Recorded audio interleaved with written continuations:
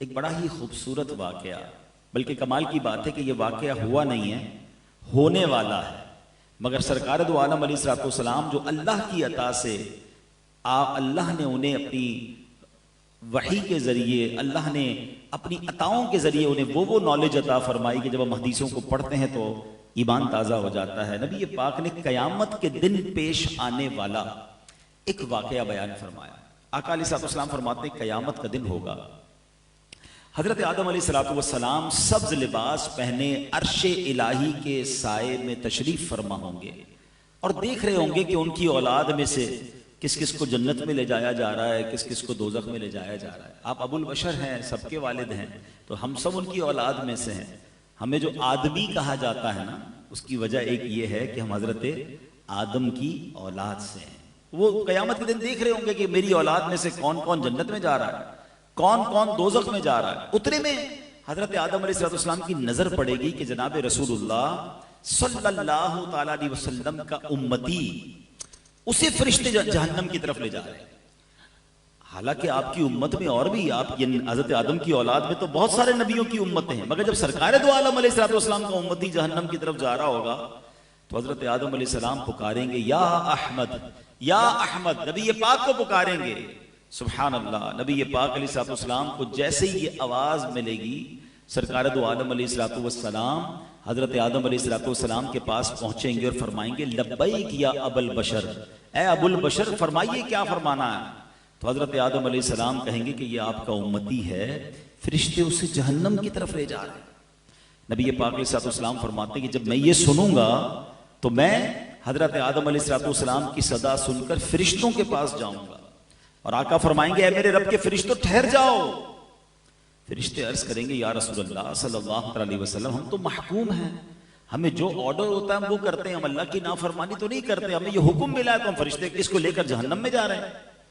तो अब नबी पाक अलैहिस्सलाम अपने मुबारक हाथों से अपनी दाढ़ी को पकड़कर अर्श इलाही की तरफ रुक करके अर्ज करेंगे ऐ मेरे रब, क्या तूने मुझसे वादा नहीं फरमाया कि मेरी उम्मत के मामले में मुझे गमगीन नहीं करेगा।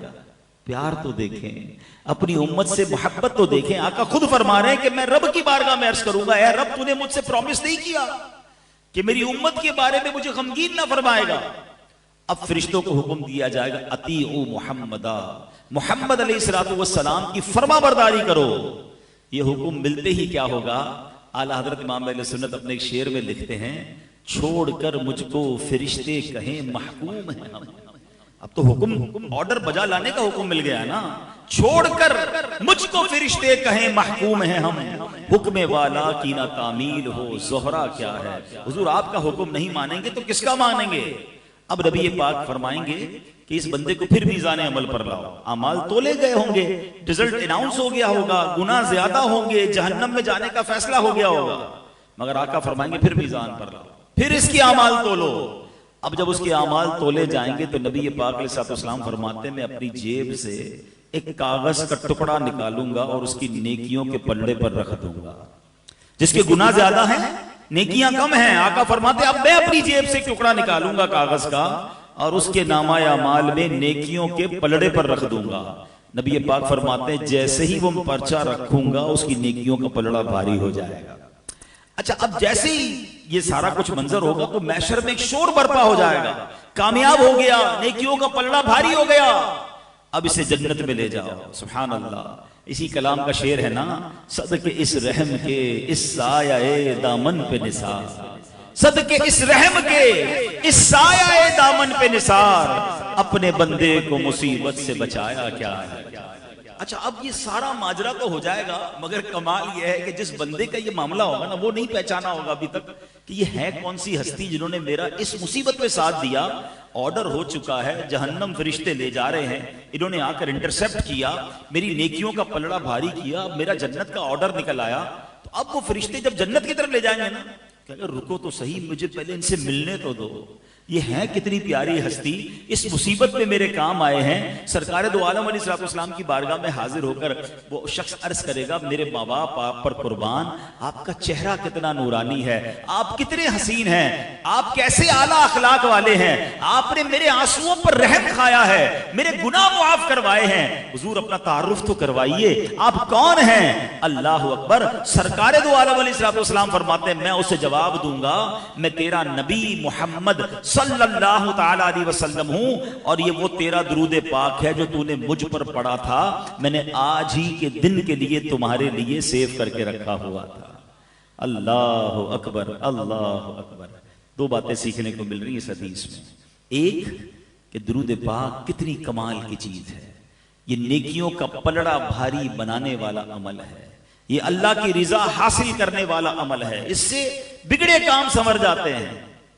मगर अनफॉर्चुनेटली प्रॉब्लम यह है, कौन सा ऐसा बयान है, कौन सी ऐसी महफिल है जिसमें दुरूद पाक के फजाइल बयान नहीं होते।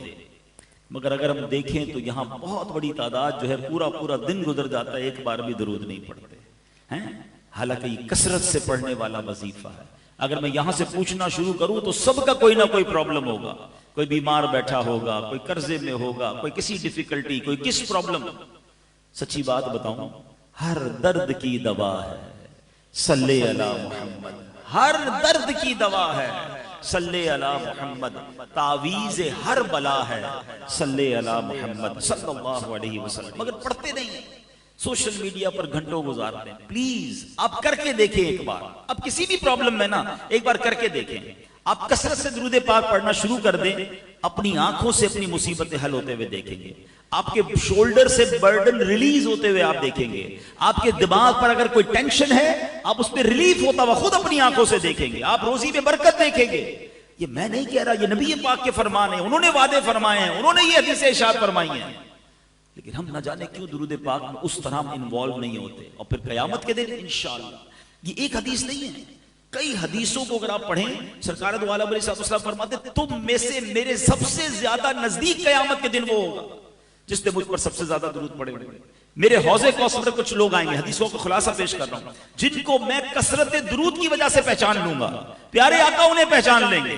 नबी ये पाक कहीं फरमा रहे हैं कि मैं अपने साथ जन्नत में ले जाऊंगा जो दुरूद पाक कसरत से पढ़ने वाले होंगे। तो क्यों ना हम दुरूद पाक कसरत से पढ़ें। तो आए मेरे प्यारे इस्लामी भाइयों, पहली नीयत तो आज के इज्तिमा में ये कर लें कि इंशाअल्लाह अब रोजाना कसरत से दुरूद पाक पढ़ेंगे।